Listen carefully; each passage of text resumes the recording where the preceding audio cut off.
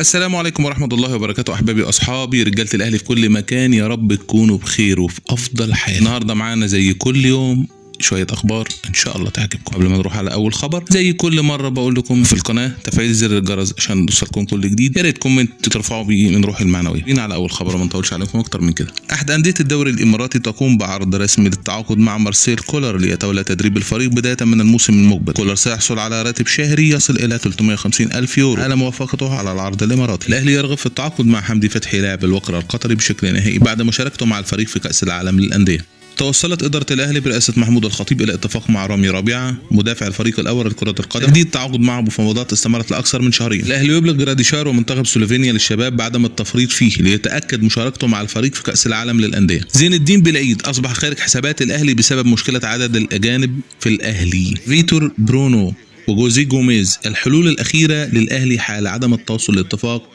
مع أي مدير فني آخر. الزمالك يتقدم بشكوى رسمية للجنة الانضباط تطالب فيها بإيقاف أحمد سيد زيزو لاعب الزمالك 4 شهور ومنع الأهلي من القيد لمدة فترتين بعدما وقع مع اللاعب في فترة لا يحق له التوقيع فيها. فريقان يواصل تدريباته اليوم استعدادا لمواجهة المصري البورسعيدي غدا الخميس الساعة 8 مساء على ملعب الجيش ببرج العرب. الأهلي بصدد توقيع عقد رعاية تاريخي مع شركة أديداس يحصل بموجبه على $1.5 مليون سنويا بجانب توريدات ومكافآت الشركة. تظل أديداس الشركة المنفذة لقميص الأهلي حتى عام 2030. الأهلي يتمسك بمطالبه أمام لجنة الاستئناف في اجتماع الغد الخميس لتحديد موعد جديد لمباراة القمة ضد الزمالك. قررت رابطة الأندية إقامة مباراتين بدون جمهور لفريق الأهلي في الجولتين الخامسة والسادسة المرحلة النهائية بعد قيام بعض من جماهير الأهلي توجيه السباب الجماعي. الزمالك استقر على تعيين أيمن الرمادي مديرا فنيا لنهاية الموسم. لاعبنا حسين الشحات في مرمى حرس الحدود ضمن الأهداف المرشحة للأفضل في الجولة الرابعة بالدوري. الأهلي وقع شراكة مع فيفا كولكت قبل المشاركة في كأس العالم للأندية. الأهلي يتأهل لنهائي كأس مصر لكرة السلة بعد الفوز على سبورتنج بنتيجة 92-54 ولمواجهة الاتحاد السكندري في المباراة النهائية. مع أخبارنا الطريفة النهاردة، الكابتن حلمي طولان الزمالك أكتر نادي متضرر من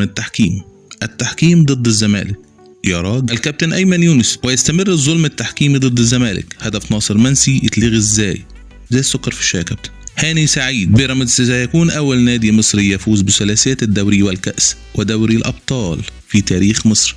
تخيل. يعقوب السعدي الإمارات ترفض إقامة كأس مصر على أراضيها لعدم وجود الأهلي ولعدم وجود رعاة للمباراة، ولتحفظ مسؤول الإمارات على وجود الزمالك وبالأخص ثلاثي المشكلة الماضية. يا دي الفضيحة. بعد تأييد استبعاد ليون الفرنسي، الزمالك يرسل طلبا للفيفا للمشاركة في كأس العالم للأندية بصفته بطل الكونفدرالية. يا لهوي يا لهوي يا لهوي. دونجا يرفض عرض رسمي من الأهلي لتمثيل الفريق في كأس العالم للأندية ويجدد للزمالك رسميا. ليه بس كده؟